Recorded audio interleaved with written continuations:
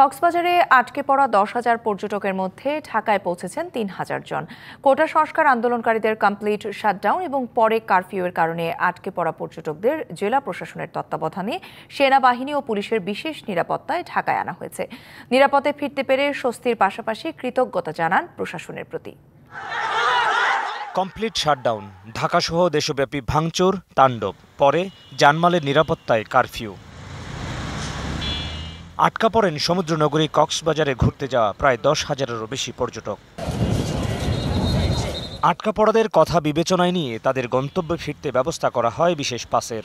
জেলা প্রশাসনের তত্ত্বাবধানে সেনাবাহিনী ও পুলিশের নিরাপত্তায় 3,000 পর্যটকের বহর মঙ্গলবার সকাল 9টায় ঢাকার উদ্দেশ্যে যাত্রা করে। পরে সন্ধ্যা 6টায় রাজধানীর সাইদাবাদ বাস টার্মিনালে এসে পৌঁছায়।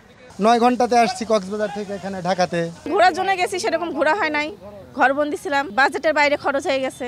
19 তারিখ থেকে অনেক বিপদে পড়ে গেছিলাম, বিকাশে নগদে টাকা উঠাতে পারি না। আমরা যে টাকা নিয়ে গেছি সেই টাকাতে আমরা থাকতেও পারছি না, হোটেলগুলোও ডিসকাউন্ট করছে না।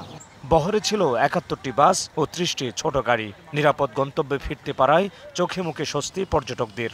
পড়ছিল তো পরবর্তীতে সব জায়গায় আমরা সেফটি বেস পাইছি। আমাদের সেনাবাহিনী অনেক সহযোগিতা করছে রাস্তায়, এজন্য আমরা আসতে কোনো সমস্যা হয় না। আমরা যে এত নিরাপদ দিয়ে আনছে তা আমাদের তো খুব ভালো লাগছে। এতটুকু যদি হেরা না করতে হতো তো আমাদের কোনো কিছু করার ছিল না।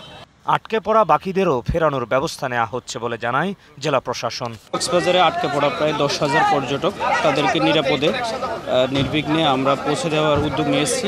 জেলা প্রশাসন মূলত বাংলাদেশ আর্মি এখানে সার্বিক নিরাপত্তার ব্যবস্থা করছেন।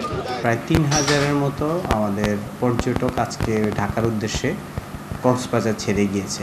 আমাদের যে সেনাবাহিনী সহ সশস্ত্র বাহিনী যারা আছে সবাই প্রোটেকশন দিয়েছে, যে প্রোটেকশনের মাধ্যমে নিয়ে গিয়েছে।